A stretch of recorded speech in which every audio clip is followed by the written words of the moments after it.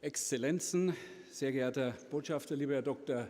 Heusgen, meine sehr verehrten Damen und Herren.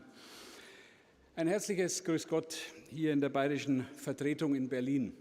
Ich überbringe Ihnen selbstverständlich die allerherzlichsten Grüße unseres bayerischen Ministerpräsidenten Dr. Markus Söder. Es ist für Bayern wirklich eine Ehre, so hochkarätige Gäste im Rahmen der MSC hier in Berlin begrüßen zu dürfen. Ich heiße alle Vertreterinnen und Vertreter der Bundesregierung, die Abgeordneten der Parlamente sowie die Vertreterinnen und Vertreter des Militärs, Repräsentanten verschiedenster Nationen und zahlreiche Gäste aus Wirtschaft, Wissenschaft und Medien herzlich willkommen. Ich begrüße besonders herzlich die Teilnehmerinnen und Teilnehmer der Panel-Diskussion, den Vizepräsidenten Margaritis Schinas, Marek Prawda, Luis Muschikiwabo und Ottilia Manganice. Bayern ist sehr stolz, meine Damen und Herren, seit mehr als 60 Jahren Gastgeber für die weltweit größte und bedeutendste Tagung für Außen- und Sicherheitspolitik zu sein. Deshalb freue ich mich sehr, mit Ihnen den Kick-off der MSC in Berlin zu starten. Lieber Dr. Heusgen, lieber Professor Ischinger, vor knapp 2 Wochen hat der bayerische Ministerpräsident mit Ihnen die Ausstellung zur 60. MSC in München eröffnet. Mit mehr als einem halben Jahrhundert Zeitgeschichte zeigt diese Ausstellung in München die bedeutende Rolle der MSC. Dabei schreibt die MSC als ein wichtiges Forum für große Diskussionen bis heute selbst Zeitgeschichte. Eindrucksvoller kann man den Erfolg der MSC nicht belegen. Daran haben Sie großen Anteil. Wir in Bayern und ich ganz persönlich sind sehr froh, zu Ihnen einen so guten Draht zu haben. Die MSC in München ist auch deswegen so ein begehrtes Format des Austauschs, weil alles stimmt. Organisation, Themen, Gäste, Sicherheit. Herzlichen Dank für die hervorragende Zusammenarbeit. Bayern bietet gerne ein sicheres Forum für den wichtigsten globalen politischen Dialog. Meine Damen und Herren, die MSC 2024 ist als Plattform für den unverstellten Dialog und das Gespräch hinter verschlossenen Türen so wichtig wie nie. Hier werden Gespräche geführt, die nur auf der MSC möglich sind. Nirgendwo wird offener und direkter gesprochen. Auf der MSC hat 2007 Putin seine Rede gehalten und vor einer NATO-Osterweiterung gewarnt. Aus heutiger Sicht ein dunkles Omen. Hier hat 2021 US-Präsident Joe Biden seine historische Rede gehalten: Amerika ist zurück, die transatlantische Allianz ist zurück. Und hier hat 2022 der ukrainische Präsident Zelensky gesprochen, unmittelbar vor dem russischen Angriff. Meine Damen und Herren, der völkerrechtswidrige Angriff Russlands auf die Ukraine bedroht den Frieden in Europa und der menschenverachtende Terrorangriff der Hamas gegen die israelische Bevölkerung erschüttert die ohnehin fragilen Sicherheitsstrukturen im Nahen Osten.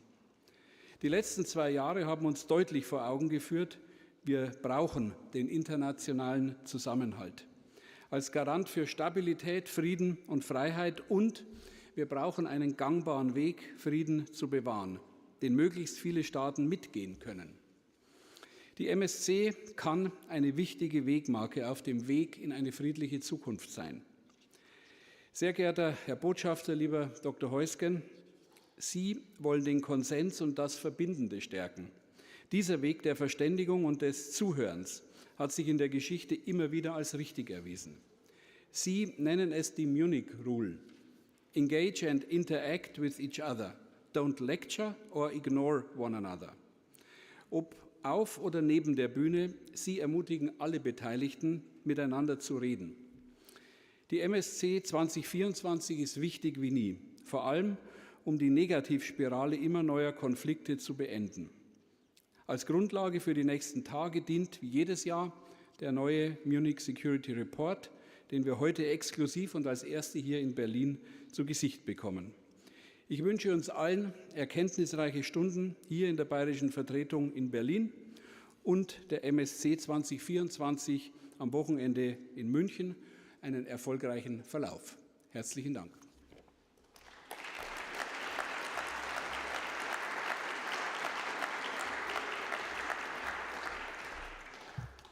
Ja, vielen Dank, lieber Herr Staatsminister, für die Willkommensworte. Vielen Dank, dass wir als Münchner Sicherheitskonferenz nicht nur regelmäßig hier in der Bayerischen Landesvertretung sein dürfen zu dieser Kick-off-Veranstaltung. Vielen Dank, dass Sie als bayerische Staatsregierung über 6 Jahrzehnte Mitgastgeber der Münchner Sicherheitskonferenz sind. Wir kommen immer wahnsinnig gerne nach München, und wenn auch die vielen Gäste, die nach München kommen, wenn man mal überlegt, ob man irgendwo anders hingeht oder ob man mal nicht mehr im Bayerischen Hof, weil es zugegebenermaßen relativ eng ist, irgendwo anders hingeht, sagen, nein, auf keinen Fall, wir wollen nach München, wir wollen den Bayerischen Hof, wir finden eben diese bayerische und Münchner Gastfreundschaft einmalig, und dafür möchte ich mich nochmal ausdrücklich bei Ihnen bedanken, lieber Herr Herrmann. Ich möchte Sie alle hier heute begrüßen. Das Begrüßungszeremonie kann ich nicht so perfekt, wie der Staatsminister das eben gemacht hat. Deswegen möchte ich Sie alle auch so ansprechen, wie er das gemacht hat. Lieber Herr Schinas, wunderbar, dass Sie gekommen sind. Ich möchte Sie ganz speziell begrüßen, dass Sie aus Brüssel hier zu unserer Veranstaltung gekommen sind. Wir erwarten in diesem Jahr am Ende der Woche wieder etwa 40 Staats- und Regierungschefs, 100 Minister aus der ganzen Welt. Wir haben 20 Chefs oder aus den Führungsetagen der internationalen Organisationen, Vertreter aus Parlamenten, Zivilgesellschaft, Militär, aus der Wirtschaft, Wissenschaft und Medien. Wobei wir und ich persönlich auch sehr stolz darauf bin, dass es uns gelungen ist, jetzt in den letzten Jahren mehr und mehr auch Vertreter aus Asien, aus Lateinamerika, aus Afrika nach München zu holen. Und wir haben in diesem Jahr mit geschätzten 27% der Teilnehmerinnen und Teilnehmer einen Höchstprozentsatz an Vertretern aus diesen Kontinenten bei uns. Ich freue mich. Und er wird die Konferenz eröffnen, dass der UNO-Generalsekretär Antonio Guterres kommen wird. Wir werden die US-Vizepräsidentin Kamala Harris haben. Wir werden Bundeskanzler Scholz zusammen mit sehr vielen Mitgliedern des Bundeskabinetts. Wir freuen uns auf den israelischen Präsidenten Herzog. Wir freuen uns auch auf seine Frau Herzog. Wir werden den Ministerpräsidenten der palästinensischen Autonomiebehörde Steyer haben, Kommissionspräsidentin von der Leyen, NATO-Generalsekretär Guterres. Wir werden haben, und da will ich gleich weitermachen, was ich eben gesagt habe, nämlich Vertreter aus anderen Kontinenten. Ich freue mich ganz besonders. Heute Morgen hat uns die Botschafterin von Kolumbien gesagt, dass nachdem im letzten Jahr die Vizepräsidentin aus Kolumbien da war, dass wir in diesem Jahr auch den Präsidenten von Kolumbien haben werden. Aus Lateinamerika haben wir unter anderem auch den Präsidenten von Guatemala. Wir werden Außenministerin von Argentinien, neue Regierung haben, Außenminister und auch von Peru. Wir haben die Premierministerin Mia Mottley aus Barbados, die kommen wird.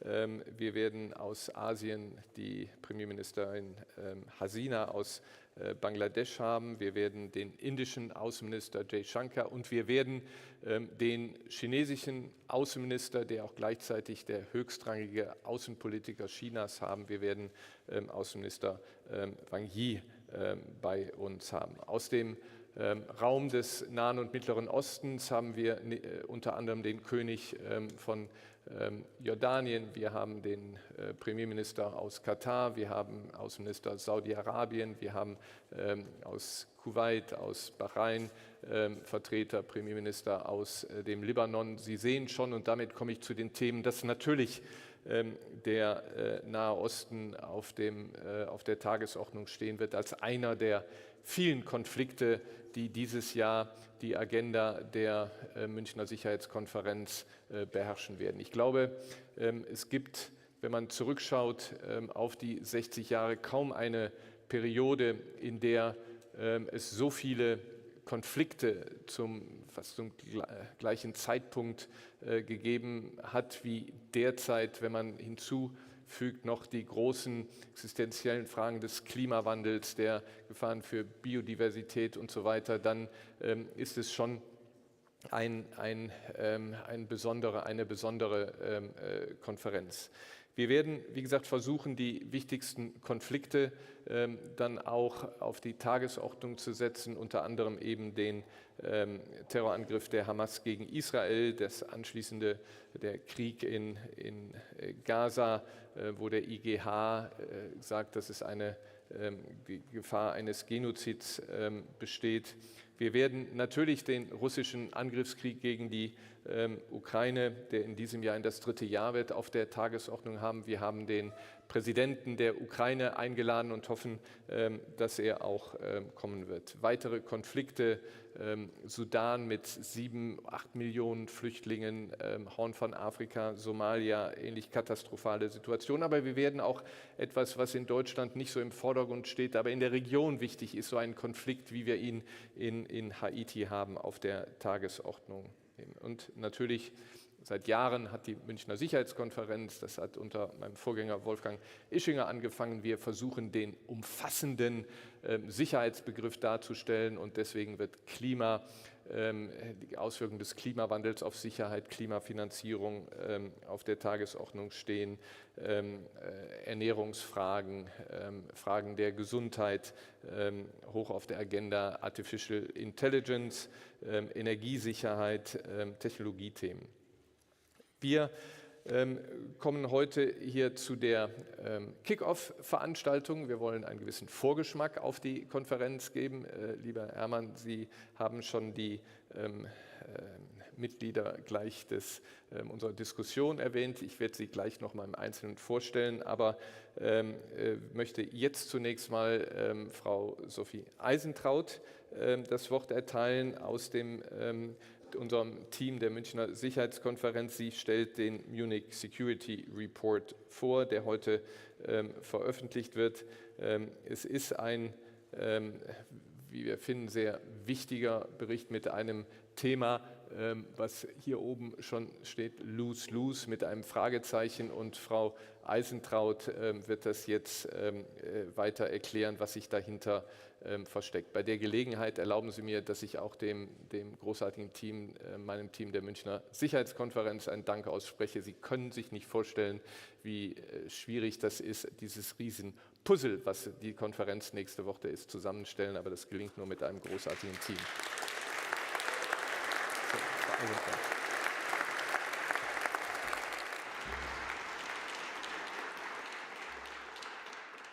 Vielen Dank, Herr Heusgen. Nach mehreren Wochen lautstarken Bauernprotesten und zahlreicher weiterer Streiks beschreiben deutsche Zeitungen den Beginn eines neuen großen Verteilungskampfes. Und nicht nur in Deutschland entladen sich aktuell Verlust- und Abstiegsängste.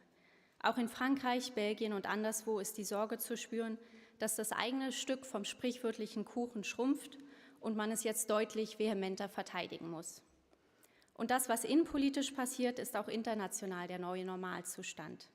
Denn auch zwischen Staaten dominiert mittlerweile die Wahrnehmung, dass es um den eigenen Anteil am sprichwörtlichen Kuchen schlecht bestellt ist und herrscht die Sorge vor, von der bestehenden Ordnung und von zwischenstaatlicher Kooperation weniger zu profitieren als andere. Genau diese Wahrnehmung und ihre politischen Folgen sind der Fokus des diesjährigen Munich Security Report. Er widmet sich einer zunehmenden Abkehr von der Kooperation zum wechselseitigen Vorteil und drückt die Sorge aus, dass eine Politik, die vor allem auf den kurzfristigen eigenen Vorteil schaut, zum langfristigen Nachteil aller zu werden droht. Niemanden wird es sicherlich überraschen, dass in Ländern des sogenannten globalen Südens die vielen absoluten Vorteile, die die internationale Ordnung seit dem Ende des Kalten Krieges hervorgebracht hat, wenig Enthusiasmus hervorrufen. Die Gefahr eines Großmachtkriegs mag lange gering gewesen sein, aber viele Entwicklungsländer litten unter innerstaatlichen Krisen und Konflikten. Die weltweite Armut sank zwar beträchtlich, aber die globale Wirtschaftsordnung erlebten viele dieser Länder als ausbeuterisch. Und obgleich multilaterale Zusammenarbeit zunächst florierte, traf jede globale Krise die Entwicklungschancen dieser Länder mit ganz besonderer Wucht. Die Coronavirus-Pandemie beispielsweise bedeutete für Länder mit niedrigem Einkommen einen Einbruch ihres Wirtschaftswachstums um ganze 6,5%, während es für den Rest der Welt 3,4% waren. Für viele Entwicklungsländer hat die bestehende Ordnung insofern ihr Versprechen gebrochen, den sprichwörtlichen Kuchen für alle zu vergrößern. Überraschender aber ist es zu sehen, dass selbst China, das von der liberalen internationalen Wirtschaftsordnung am allermeisten profitiert hat, und die transatlantischen Partner, die lange als Verfechter der bestehenden Ordnung galten, mit der Verteilung der Vorteile innerhalb der Ordnung alles andere als zufrieden sind. China und andere Autokratien finden, sie haben Anspruch auf ein deutlich größeres Stück vom sprichwörtlichen Kuchen. Sie haben außerdem den Eindruck, die USA und Europa verwehren es ihnen. Und wie Daten aus dem Munich Security Index zeigen, dem Gemeinschaftsprojekt der Münchner Sicherheitskonferenz und von KEX CNC, wächst auch in den USA und Europa angesichts zunehmender geopolitischer Spannung die Sorge, dass die eigenen Anteile am globalen Kuchen beträchtlich schrumpfen. Wie man auf dieser Grafik an den sehr kurzen, dunkelblauen Balken sehen kann, glauben nur wenige Menschen in den G7-Staaten, dass ihre Länder in 10 Jahren sicherer und wohlhabender sein werden. Und laut Daten des Munich Security Index erwarten die Menschen in fast allen G7-Staaten, dass China und andere Mächte des globalen Südens in den nächsten 10 Jahren an Macht gewinnen werden, während ihre eigenen Länder eher stagnieren oder Machtverluste erleiden. Auf dieser Grafik kann man sehen, wie die Menschen in den G7-Staaten sowie in Brasilien, China, Indien und Südafrika auf die Machtentwicklung der USA und Chinas schauen. Während mit Blick auf die USA in allen befragten Ländern mehr Menschen mit einem Abstieg als mit einem Aufstieg rechnen, auch in den USA selbst, überwiegen mit Blick auf China fast überall diejenigen, die denken, Peking wird in den nächsten 10 Jahren mächtiger, gegenüber jenen, die China stagnieren oder absteigen sehen. Für die Wirtschafts- und Sicherheitsbeziehungen von Staaten hat dieses verstärkte Denken in relativen Gewinnen, sogar in Nullsummenspielen, bei denen die Gewinne anderer zwangsläufig Verluste für einen selbst bedeuten, bereits negative Konsequenzen. In der Ukraine hat sich das Nullsummendenken Russlands gewaltsam entladen, wo Putin versucht, eine russische Einflusssphäre mit Gewalt zu erzwingen. Denn für ihn ist nur eine vollständig vom Westen entkoppelte Ukraine akzeptabel. Gleichzeitig wächst die Sorge, dass auch China vor militärischer Gewalt nicht zurückschreckt, um die eigene Einflusszone zu vergrößern. In allen für den Munich Security Index befragten Gesellschaften, das kann man hier sehen, ist die Sorge vor dem Risiko einer Invasion Taiwans in den letzten knapp 3 Jahren deutlich gestiegen. Und obgleich man in Peking gerne von Win-Win spricht, ist China der Vorreiter einer Politik, die Sicherheit vor Wirtschaftswachstum und geopolitische Erwägungen vor geteilte Wohlstandsgewinne stellt. Auch unter den transatlantischen Partnern hat ein Umdenken stattgefunden.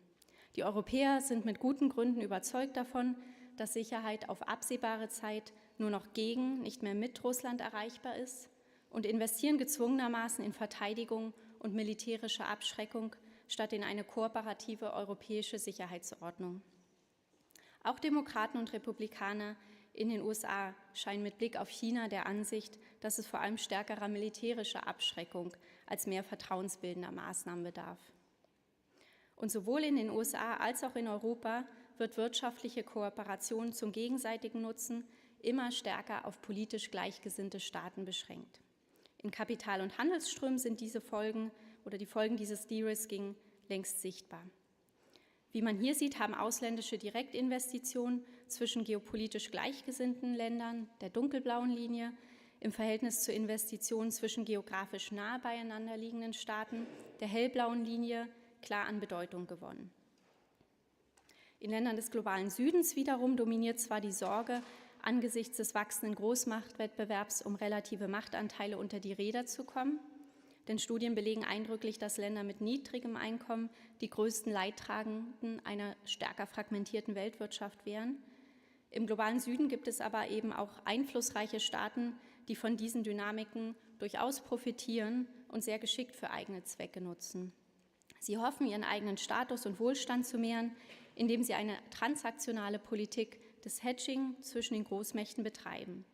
Diese stellt kurzfristige Vorteile statt langfristige Kooperation ins Zentrum. Obgleich all dies durchaus rationale Reaktionen auf ein zunehmend spannungsgeladenes geopolitisches Umfeld sind, drohen die daraus resultierenden Dynamiken alle zu Verlierern zu machen. Am Ende geht es dann nicht mehr darum, wer mehr gewinnt, sondern nur noch darum, wer am wenigsten verliert. Wie die Kapitel unseres Munich Security Report zeigen, sind regionale Krisen und Konflikte immer deutlicher von Nullsummendynamiken geprägt, nicht nur in Osteuropa und dem Indopazifik, sondern auch dem Nahen und Mittleren Osten und in der Sahelregion. Und in der Wirtschafts-, Klima- und Technologiepolitik, auch das zeigt der Report, betreibt die internationale Gemeinschaft mitunter genau das Gegenteil von dem, was sie den Marginalisierten der Welt versprochen hat, nämlich eine Politik, die den Kuchen für alle vergrößert und inklusivere Vorteile bietet. Die Gefahr, auf die der Report hinweist, ist die eines Teufelskreises aus relativem Gewinndenken, Wohlstandsverlusten und wachsenden geopolitischen Spannungen. Zunehmender Protektionismus droht bereits jetzt globalen Wohlstand zu verringern. Und wenn Wohlstand schrumpft, werden nicht nur die Verteilungskämpfe schlimmer, die wir gerade vielerorts erleben, wie Forscher belegt haben und man hier sehen kann, fördert sinkendes Wirtschaftswachstum auch gesellschaftliches Nullsummendenken. Das heißt, wer in seinen ersten 20 Lebensjahren geringes Wirtschaftswachstum erlebt, neigt eher dazu, die Welt als Nullsummenspiel wahrzunehmen, in der Wohlstand eben nicht für alle wachsen kann, sondern Wohlstandsgewinne Einzelner immer auf Kosten anderer gehen. Der Munich Security Report wirft die Frage auf, wie dieser Teufelskreis gestoppt werden kann, indem sich die Furcht vor ungleichen Gewinnen auf immer mehr Themenfelder erstreckt und Kooperation zum wechselseitigen Vorteil auf immer weniger Staaten beschränkt wird. Vor allem, wie kann all dies in einem Wahljahr gelingen, in dem vielerorts Populisten an die Macht kommen könnten, die vertrauensvolle und langfristige Zusammenarbeit selbst innerhalb des Kreises gleichgesinnter Staaten erschweren? Dies sind Fragen für die heutige Diskussion, aber natürlich auch vor allem für die Debatten in München. Vielen Dank für die Aufmerksamkeit und vielen Dank natürlich auch vor allem an unser tolles Report-Team, das Sie hier auf den Bildschirmen sehen können, das auch im Raum anwesend ist und für Feedback und Rückfragen natürlich zur Verfügung steht. Dankeschön.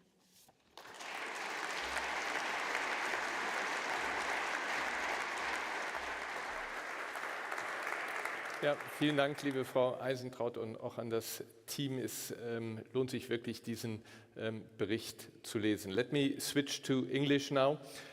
Before we start our panel discussion, I would like to give the floor to Margaritis Schinas, the Vice President of the European Commission. It's wonderful to have you here. You have a very distinguished career. You're a member of the European Parliament and a career in the Commission. And today You are the Vice President of the European Commission in charge of promoting our EU way of life. And I think this is already a program. We heard about the lose-lose situation, but there is a question mark. And the European Union was founded on this promise that by working together, we have added value. And I think the European Union has proven that there is added value for each and every one. And I think this is something that we hope for also in the future. And I would like to give you the floor, and after your introduction, Mark, leave us with a positive spirit. Thank you very much for coming. Thank you.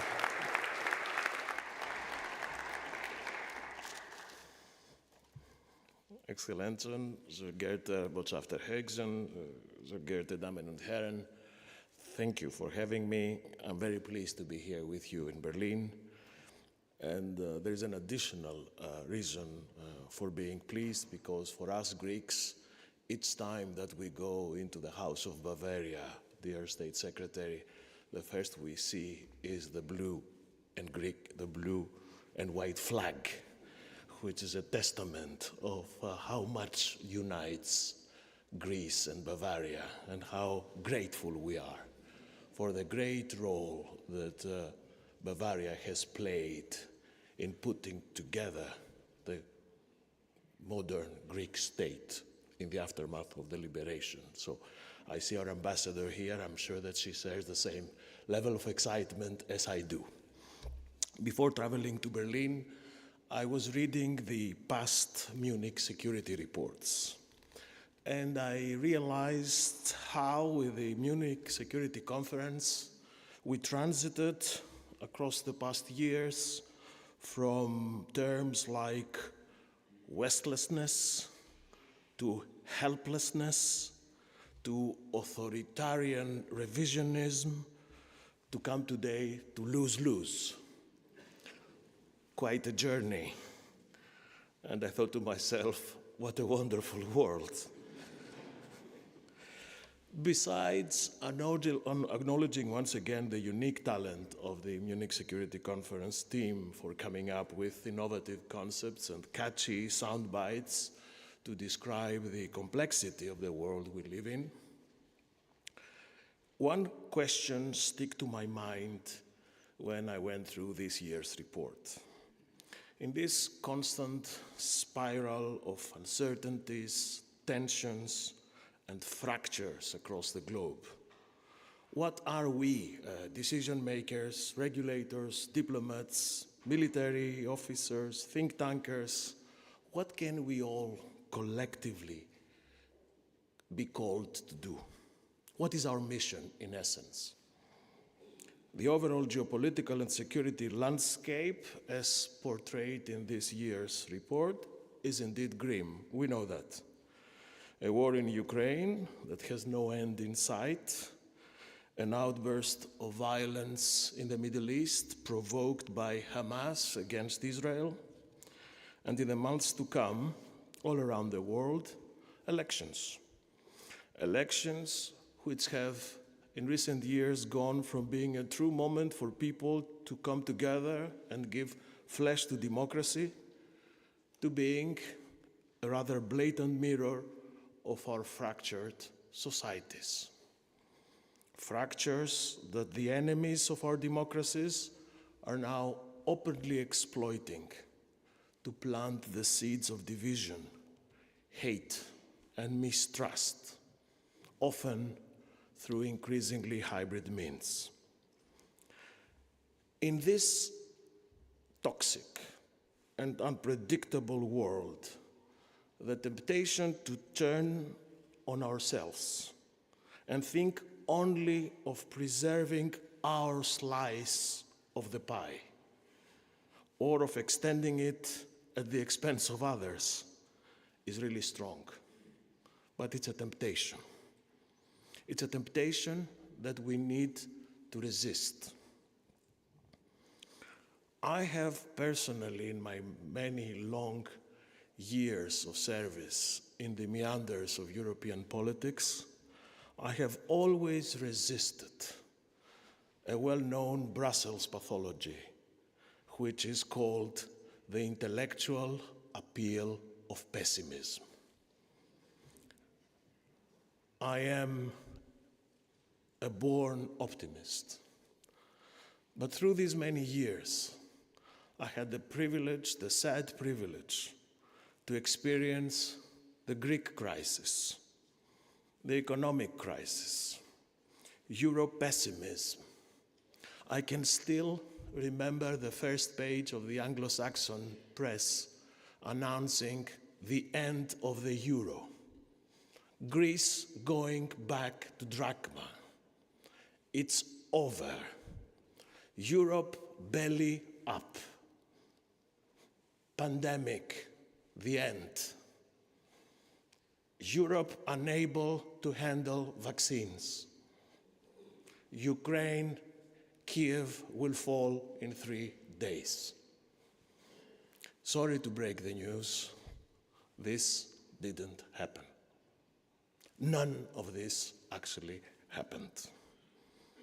Because, and I look forward to being challenged in this assumption in the panel discussion, I think that at the end of the day, the European Union has always been about a positive sum thinking. And it has grown to maturity and action when it was challenged. The founding fathers, I think it's known, Jean Monnet said that Europe will be built as a consequence of a series of crises. And it will be the result of the solutions developed to face this crisis. I can see him up now, rather laughing or smiling, vindicated of his prediction, because this is exactly what has been happening. The worst enemy of Europe and the West, if I may say, is complacency and feel good factor. But each time that we feel a threat, each time that we face collectively a crisis, that brings the best in our collective ability to cope. The EU was born out of the desire precisely to get out of a lose-lose situation. That's how it started. That's what gave birth to the European Union. And since then, it has always been about creating a bigger pie, even if sometimes this pie is not as good and as tasty as we wanted. Or very often, we also had to adapt the recipe. This is in our DNA. It runs through our European veins. This is what has been guiding our robust answer to the Russian invasion of Ukraine from day one. This is also what is guiding our action today to the challenges posed by migration, climate crisis, emerging technologies, artificial intelligence, cyber threats. And the answer is that everything we do is profoundly anchored on who we are, on the values and principles that represent us as Europeans, on the model of society we stand for, something we now have learned to call our European way of life. So our mission is now to come together, find these innovative solutions, keep creating a bigger pie, but not at all costs. This collective, positive sum thinking has to be based on the values we share, and most importantly, on trust. This is nowadays the most precious and rare commodity.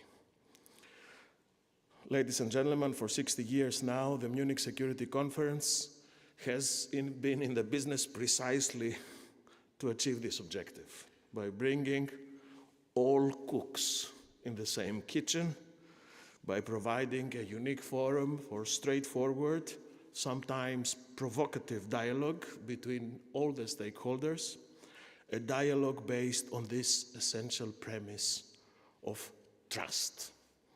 So I look forward to exchanging with you today and seeing many of you again in Munich in a couple of days. Thank you for having me.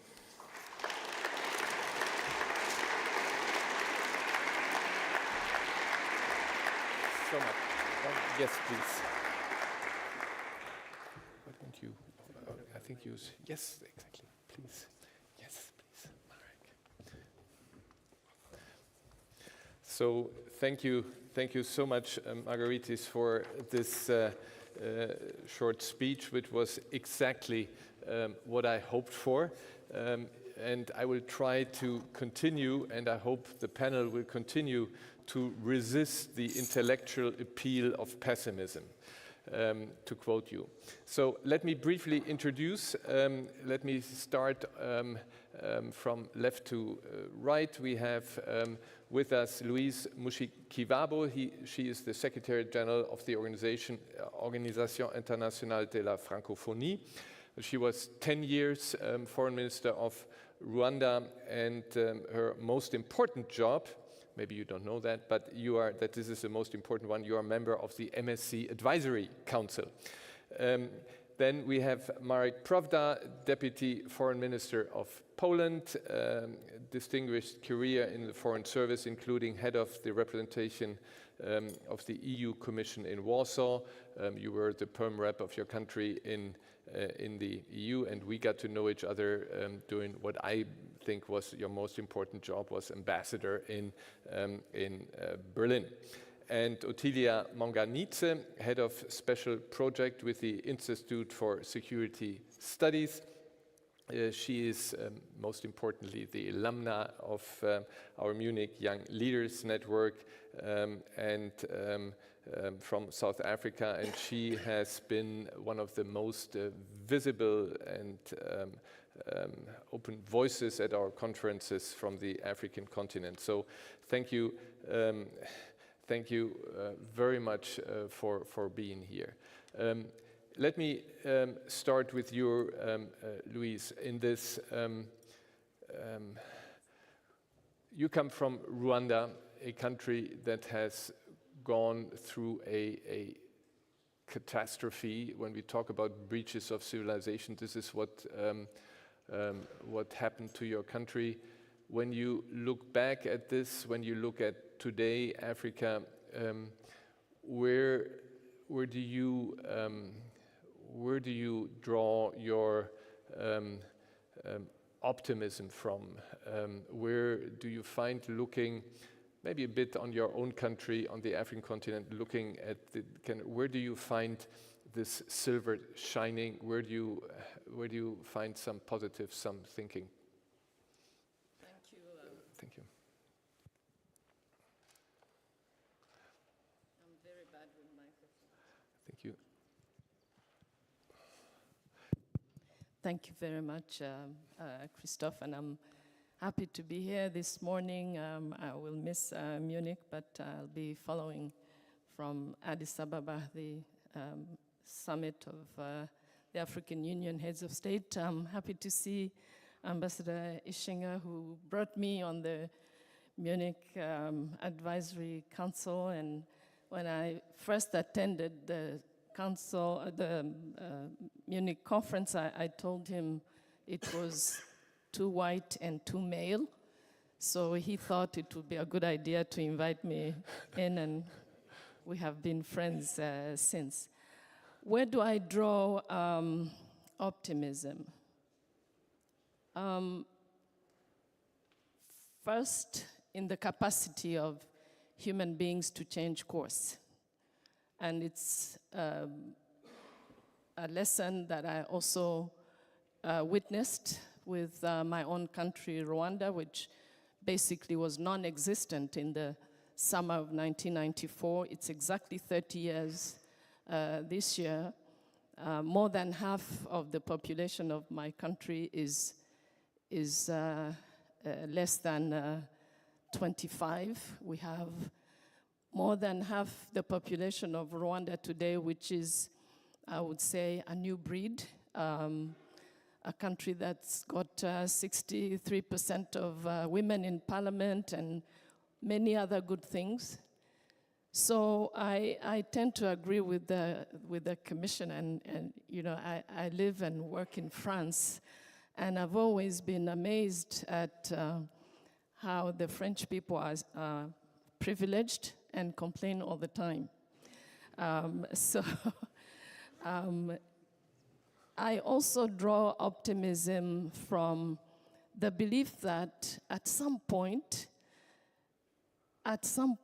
perhaps after crisis, again, major crises, we've had quite a few in the last few years, we might be scared enough that we will start to really collaborate closely. I thought that would happen after COVID, and then I thought the war in Ukraine would scare us into, you know, holding hands and getting closer, and crises keep coming. But there are some good stories in the middle of the turbulence that make me feel that somehow we will manage to get out of the habits, bad habits especially. We will become less complacent and join hands for some of the major issues that face all of us. We keep talking about the climate crisis, COP after COP, but we don't really go where we need to go to face that crisis together. And so for me, the optimism comes from the belief that joining hands and that togetherness is not out of reach. Thank you for this. Ottilia, where you sit, you agree that yes, we have to join hands, but we haven't made enough progress yet. And when you share that, what are the points you want to make? How do we get this positive some thinking of the Commissioner, but joining hands? Thank you very much, and a special thanks both to the MSC, but also to our hosts here, Bavaria in Berlin. How do we get there? Difficult question, let me put it simply, because it needs us to quite literally find each other in the dark. So often when Europe has had to deal with issues in Europe, it consults internally. It is in those moments that there is if I can call it a navel gazing. We need to sort our problems now, and we Europeans need to solve them. Not much in terms of consultation with immediate neighbors, whether neighbors to the south like Africa or towards the east like Asia, for example, on if you have confronted this problem before, how have you dealt with this problem? Or what are the elements from the challenges that you faced that we could learn from? I'm speaking of Europe, but I also speak of it in respect of Africa and of Asia, where we have been confronted with very similar problems. Often they say there's very little new under the sun, and Commissioner, if what you say is anything to go by, it confirms that there's very little new under the sun. How states have been built, how regions have come together in the past is how today we are seeing similar frustrations around state formation, but around unity as well. How do we actually get to hold hands? We first have to know each other. We first have to understand the points of departure of individual countries, but also of the collective. There will be moments when you are puzzled, let me put it that way. There were moments immediately when the war in Ukraine started, when Europeans were puzzled by the ways in which African countries were voting or not voting. My question then to a number of European interlocutors was, are you puzzled because you knew what African countries were going to do, or because you didn't bother to ask? And often the response was silence, because in fact there were assumptions about how countries would lean or not lean in a particular context. So if we are to hold hands, we have to talk to each other, we have to understand each other's points of departure, and we have to agree on something fundamental. We have to agree, despite what Elon Musk may have us believe, that this is one world where we occupy the space and we have to make it better. And if making it better means collaborating, stopping to listen, then that's the way forward. We're not holding hands before we talk. That's just bizarre.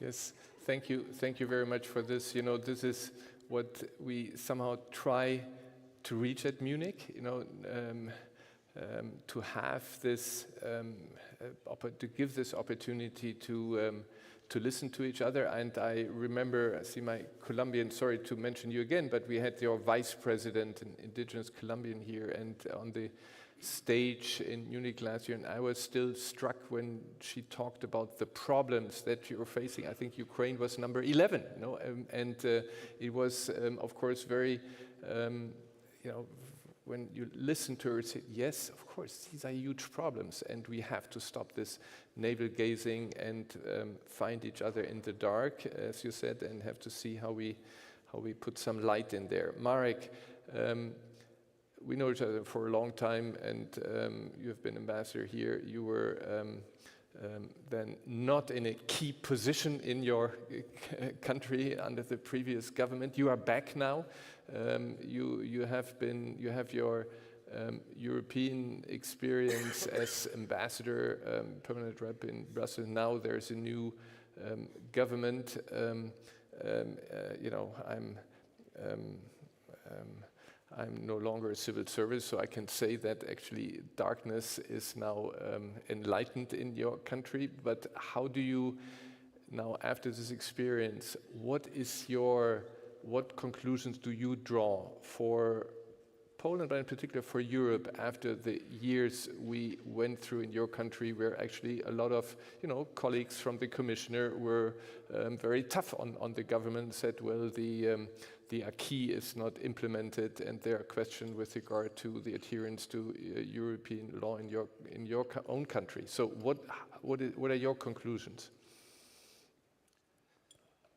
My conclusion is that we have now not a luxury of being tired or being pessimist. Well, I have to admit that we are in a mood of telling an optimistic story in times of pessimism.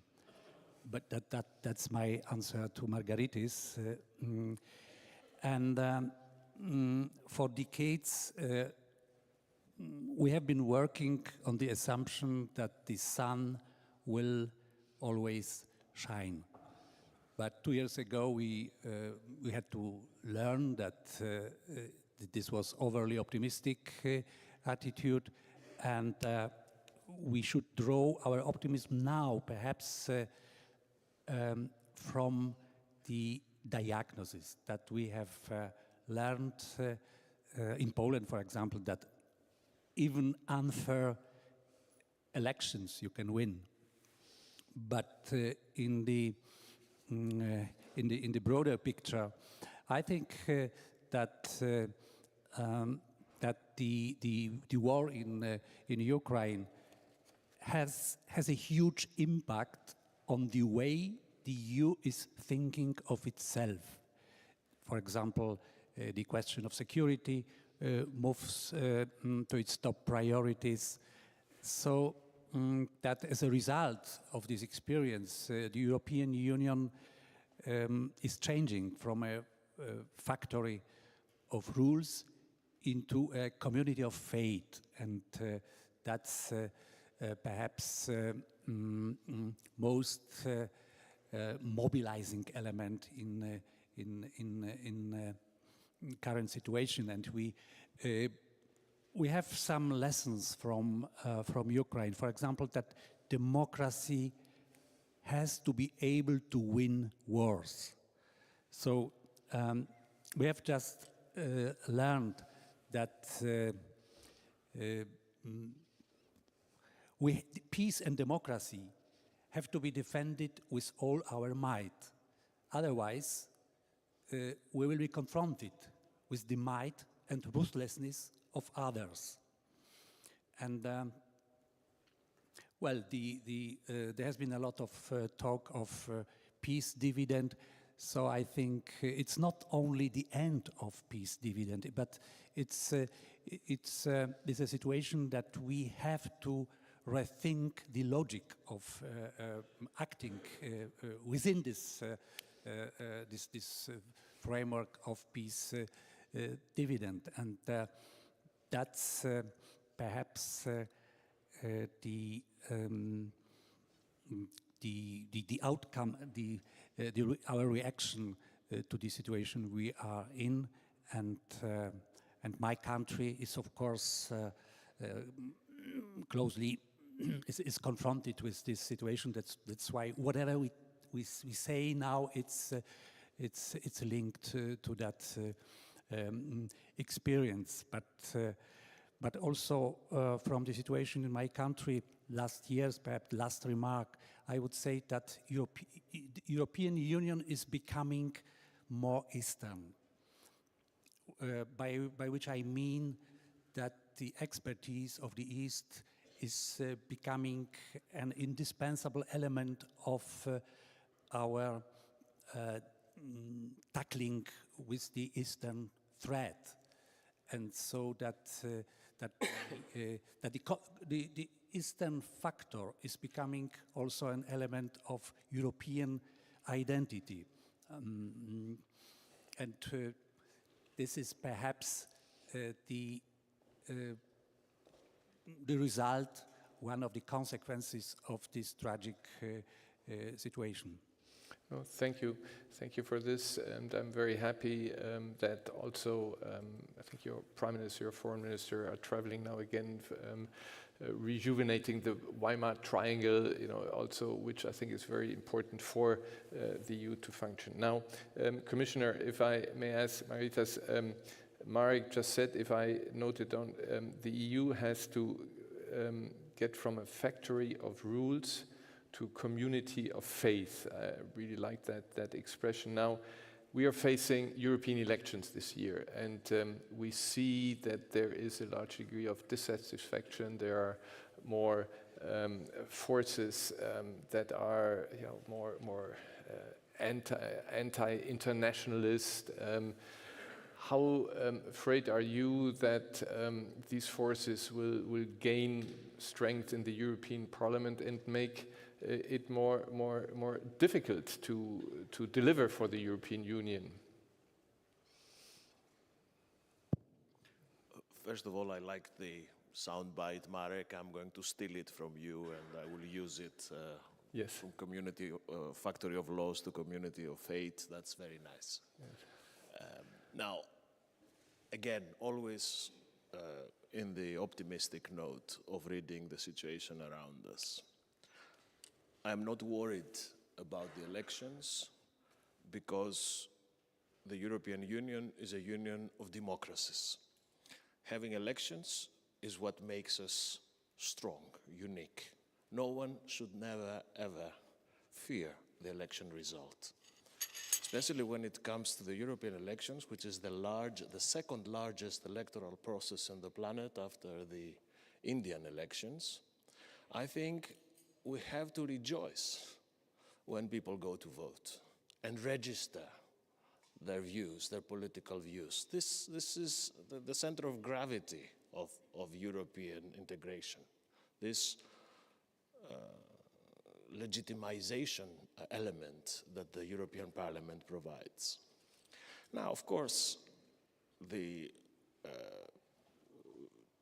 crystallization of toxic policies in certain member states, the fact that the public discourse is often degrading, that we have more cries and shouts than arguments and dialogue, that's a source of concern.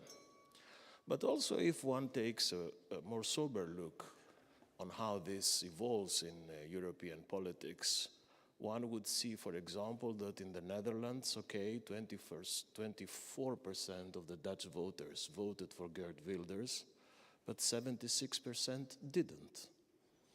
And the fact that he's not able to put together a government coalition around the things that he campaigned, for me it's a positive sign. In Poland, the populists and the Europhobes got their message. The people delivered the message.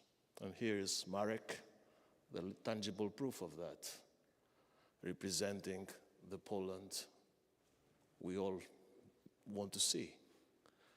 And if you go south, in the south of Europe, which has traditionally been a source of political, how should I put this mildly, instability, now you have strong political leaders governing from the center-right, like Mitsotakis in Athens, strong socialist leaders in the Iberian Peninsula being in charge.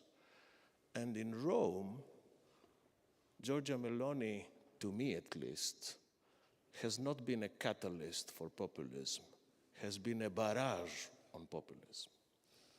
So, getting a more macroscopic look of European politics less than 4 months ahead of the European elections, I am not worried.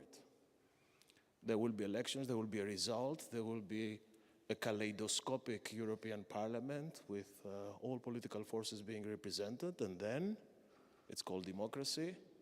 The new president of the Commission, the new / old president of the Commission, would have to combo a government majority, a parliamentary majority, and that's how it works.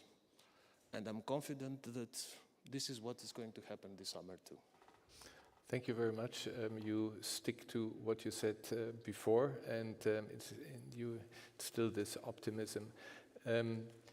Luis, may I come back to you, not in your present function, but looking back at your years of foreign minister of Rwanda and the experience in your country. You already alluded to it. Now, we haven't discussed here the Middle East conflict. We haven't discussed horrible, brutal attack, unacceptable attack of Hamas on Israel, but now the fact that 25,000, even more Palestinian civilians are dead, thousands of children died.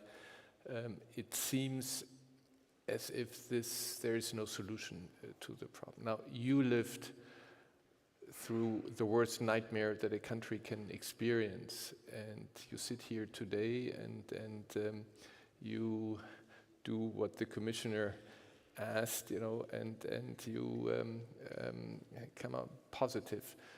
When you look back, when you compared, and you asked before, well, when there are problems, why don't you ask us, how did we resolve problems, What would be your advice? We'll have the president of Israel, we have the prime minister of the Palestinians, we have the king of Jordan, the prime minister of Qatar there. What is your advice? What should they try to reach, and what is reachable? The answer is, it's a very difficult question. Doesn't surprise. I am from Rwanda, therefore, and I have lived, I wasn't in Rwanda, I was just finishing school in the United States. But as foreign minister, of course, I stirred the relationship between Rwanda and Israel and, many other countries in the region. It's easy for me to understand how the fear of they're coming to kill us again, that fear is real. You feel it, you think about it, even though you move on. At least that's the experience of many, many Rwandans. It's there somewhere. At the same time, we are a country that thought we had hit bottom, therefore we could only come up. And it was extremely difficult because you have to bring most forces of action and forces of good together in a nation and in a country. And it's been 30 years now. Rwandans have been talking since 1994 to this day. We created what is a very powerful institution called the Unity and Reconciliation Commission, which didn't stop when the country started getting back on track. It continues to this day. So having gone through something as horrendous as a genocide, you never really get out of it. You build life differently. But for us in Rwanda, something was very, very clear from the beginning. After 3, 4, 5 years of soul searching and anger and a mixture of fear for the future and going on and building your own life, we decided that we had to live together. Especially that for the case of Rwanda, it's your neighbor who was responsible for killing your children or raping your sister. So that horror, I think, made the whole country realize that you have only 2 choices. Either you sink as a country or you come back up. And to come back up is a long, long process because genocide is dirty business. And to the credit of especially the survivors of the genocide in Rwanda, being able to say, let me go on, let the country go on, even if I myself am still aggrieved and unhappy, but I want to see the country rebuild itself, made the leaders comfortable enough to fight revenge, to try to imagine you are a 20-something-year-old man, you come to your village, you are armed, your entire family has been massacred, and you arrive on the site, and you are told there is no revenge. It was a very, very difficult time. I remember when the discussion of banning the death penalty. Rwanda banned the death penalty after the genocide.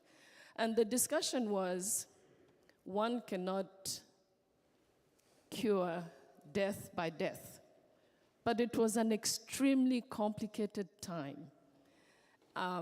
But the decision, I think, which didn't please everybody, but which made the country move forward was, let us find the best way to suppress the urge to go after everybody. Because the feeling of the survivors who had the power right after the genocide was, let's try and do things differently and see how things happen. But to be honest, the temptation was there to just go out and put down entire villages when you have the feelings and the power and the weapons. But we didn't, because we believed if we went that route, the country might just disappear. 1 million people killed out of 7 million, the entire fabric of society torn. It was a decision that many Rwandans accepted step by step. But again, a very, very difficult, very complicated decision that only now, 30 years later, we feel we did the right thing. But again, not everybody would completely agree with that, and we went through different phases. But I can understand how the specter of I'm being attacked again, they're coming after me again, that whole thing is not over. But the decision for Rwanda was, let's look the other way. Thank you for this very strong statement. When we think about the conflict between Israel and Hamas, Israelis and Palestinians, let's just imagine. At least let me add this here. We will open the Munich Security Conference on Friday with such a ray of hope. Daniel Barenboim, the only citizen on this globe who has both Israeli and Palestinian citizenship, has agreed to send a quartet from the West Eastern Divan Orchestra to Munich. They will perform at the beginning of our conference. There will be an Israeli, a Palestinian, an Egyptian, and Michael Barenboim, the son of Daniel. So we hope that this will inspire people, and I told you all the responsible people are there. So thank you for this. Ottilia, let me come back to you, and you said before how important it is also to telling positive stories, and so when you are a scientist, you have the broad picture. Where do you see some, sorry to put you on the spot, some low-hanging fruits? Where do you think that this, what you are asking for, that we stop our damn navel gazing, doesn't happen in Germany, stop our navel gazing and do something, where we can show this, togetherness? Thank you. I wish I was a scientist. For my sins, I'm a lawyer instead. Where can we find some easy wins or potential low-hanging fruit? Earlier, when we started this conversation, the one thing that I feel we all accept is whether for good or for bad, we're in this together. Whether we're fighting each other or whether we're working together. There are elements within that in itself, whether it's existing in a globalized world and realizing that there's very little you can do today that doesn't involve products, both physical but also intellectual, from the rest of the world. Therein lies perhaps where we could look. And I'm moving a bit away from the security focus, because often what we tend to do is we tend to think about peace, stability, and security as things that exist in silos and vacuums, and that should we have that, we have the silver bullet you posed earlier for everything. But I want to force people in the room, but also at the Munich Security Conference this week, to think about our existence as a matrix, right? Why do we need peace? If we have a peaceful and stable environment, we have the opportunities to prosper. People aren't living in fear that my neighbor may attack me tomorrow for something that happened 30, 100, 200 years ago. If we're able to unlock some of those ideas, some of it might seem trite, maybe we can get to it. What does that mean? It means that a low-hanging fruit, such as trade, for example, it means a low-hanging fruit such as being able to unlock a better transition for the whole world. When we talk, I remember in Nairobi in October last year, we were talking about the just energy transition within that conversation. And I was sitting there going, in order for you to transition, you need to have had some energy, period. So was it an energy transition for a person in a village in Gao? Probably not, right? But could that community in Mali, in Niger, in Central African Republic benefit by reaping the rewards of a better future today? Probably they could. Would they also want to hold a mobile phone that is only made, let me rephrase, because of the cobalt that is mined in the Democratic Republic of the Congo? Certainly they would. But how do we ensure that what is bountiful in Africa, the sun, minerals, benefits Africans in the same way that it is benefiting the rest of the world? we start there. We have used some of these things already, and it means saying the just energy transition is for all of us, not just energy transition, if you hear me correctly. It is about saying, let's use trade and leverage it for mutual benefit, not for extraction. It is also about saying, if Germany, and I say this with the greatest respect to all the people in the room that are older than me, is an aging country that needs a skilled labor force. If Louise tells us that in Rwanda the majority of the country is below 25, and I tell you that in Niger they're below 14, it means education, upskilling, getting people into job markets may be part of that low-hanging fruit. I can only speak from an African point of view, but I know that these are elements that we need for our development. And if that door has already been unlocked, let's walk through it. No, thank you for this.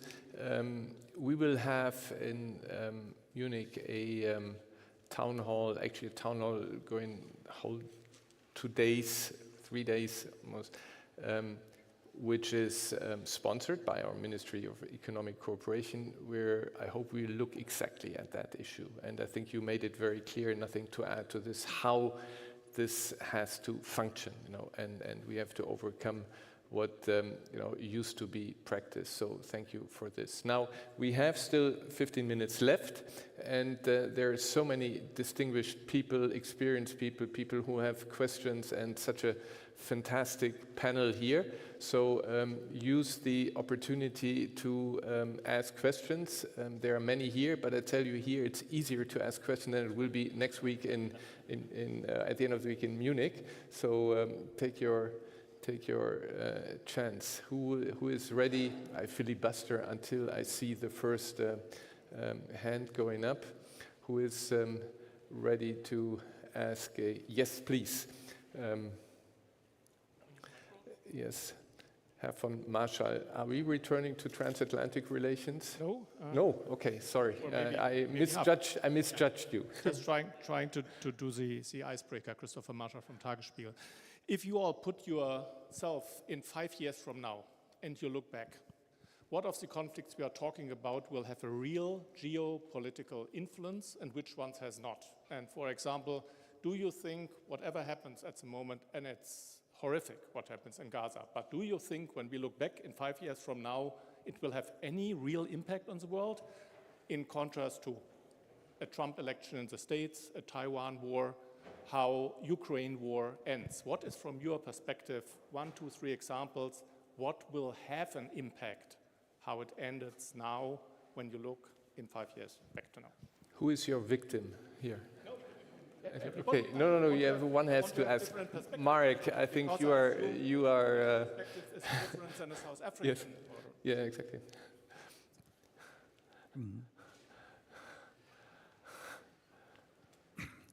Since we were talking on Middle East, I'm afraid that this could be a birth of a new world order, lots of symbolism, lots of cult of one's own suffering, inability to differentiate, tendency to self-righteousness. And that could trigger a tendency to create a world with good and evil. But normally, there is, it doesn't happen very often that we have only that option. We end up by asking about intentions, and this would, we have seen how Moscow and Tehran reacted to this conflict, that this is a beginning of world chaos. And it can be used or misused to mobilize the half of the world against the West. And to be pessimistic, I would say this is perhaps something that we should understand as a possible source of unrest. So if we understand it, perhaps we can do something so that this will not happen. But that's my first reaction to Christoph's question. Luis. I want to agree with Deputy Foreign Minister of Poland. I represent an organization that is on the 5 continents, and I want to pretend to be the voice of the global South, because a majority of our members are from Africa. We have 18 members of the EU who are members of the Francophonie, but I hear voices from all those parts of the world. And what I've been hearing is that what's going on in the Middle East now, particularly what is described as the failure of the United States to prevail and to be an actor that can protect lives, be more or be seen as more humane, is going to have consequences. And what I hear is that what is known as the world order is really the order of the US and its allies. It's very common. You hear it all the time. So this particular conflict indeed has also, I think 5 years from now, will have given license to many other parts of the world and a few bad leaders, because they exist, to actually not pay attention, not go by the international treaties and protocols and so forth, because they will use what's going on currently as an excuse. So I do think 5 years from now, I mean, I represent all the countries in the Sahel, and in the space of 4 years, we've had more than 7 coups, sometimes 2 in 1. And since last week, we were troubled by what's going on in Senegal. And when you listen to the streets in Africa, and in the Sahel in particular, there's justification for all kinds of unjust behavior and acting of politicians and civil society groups, because even the US can do this, and even the big powers did that. So I do agree that this particular conflict in the Near East will be very consequential in terms of the misbehaving of a number of leaders in the world. Yeah, you want to? Many political careers have terminated in the past over this kind of questions, or rather answers to this question, but I will take my chances.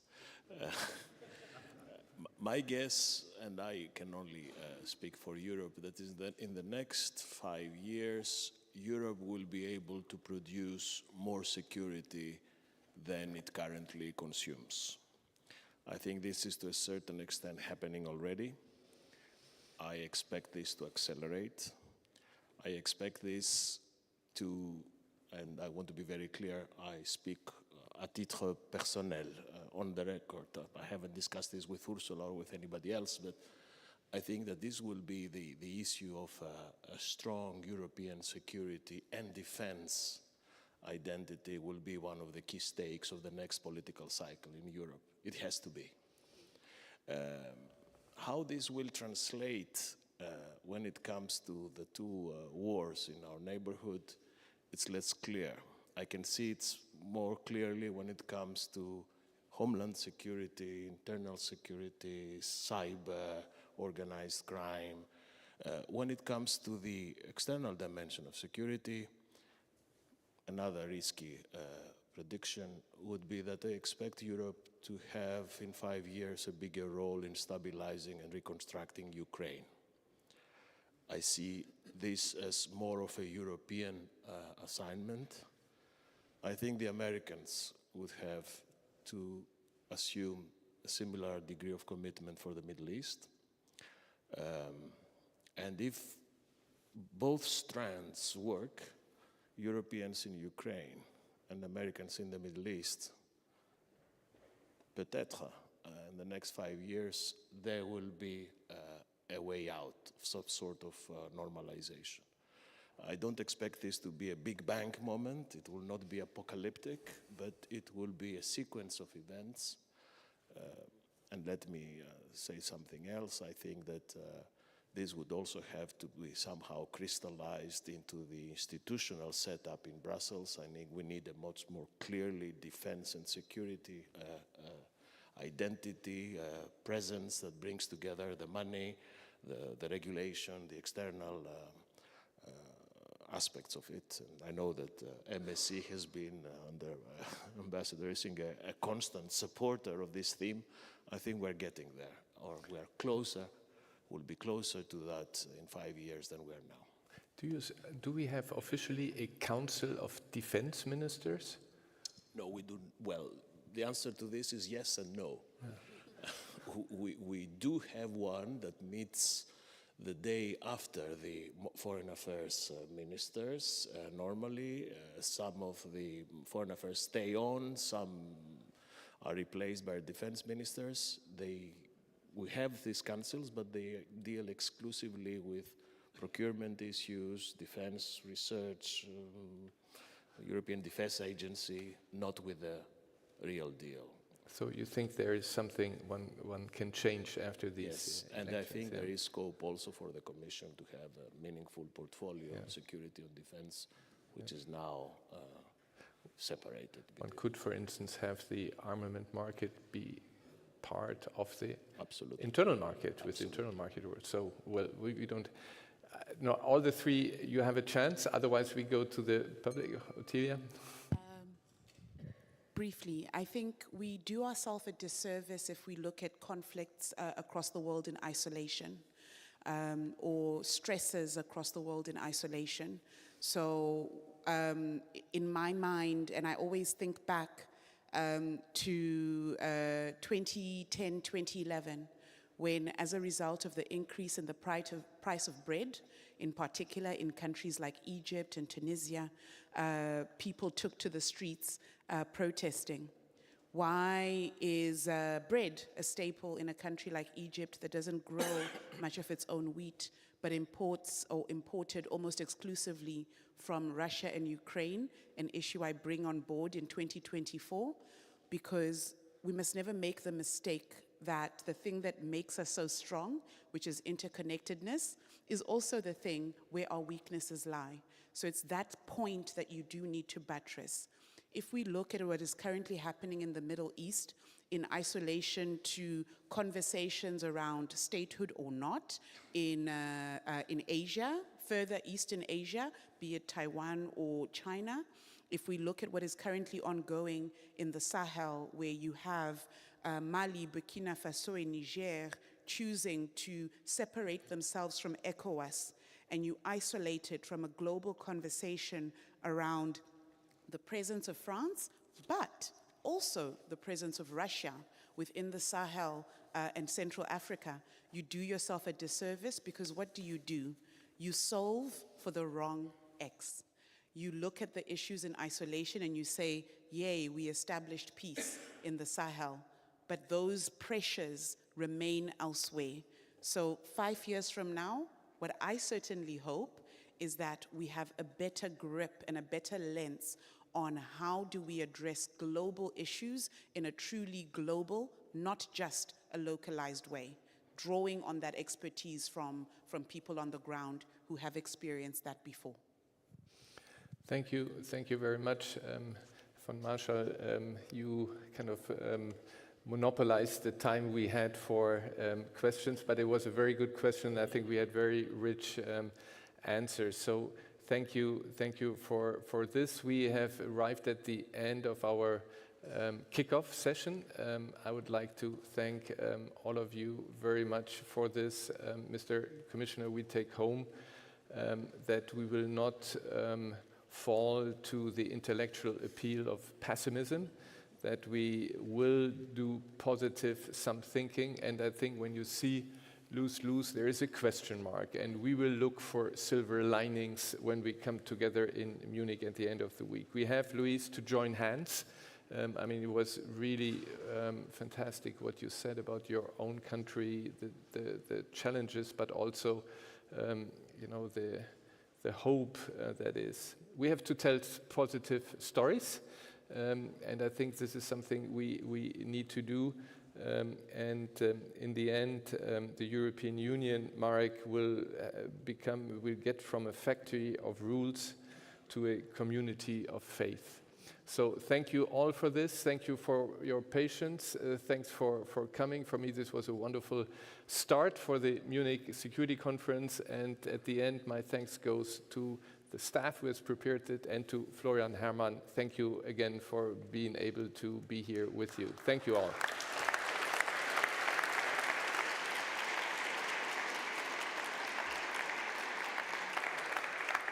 And I think the Freistaat Bayern offers a luncheon, Bavarian luncheon here, which I recommend. Actually, some have come only for this and not for the discussion. Thank you.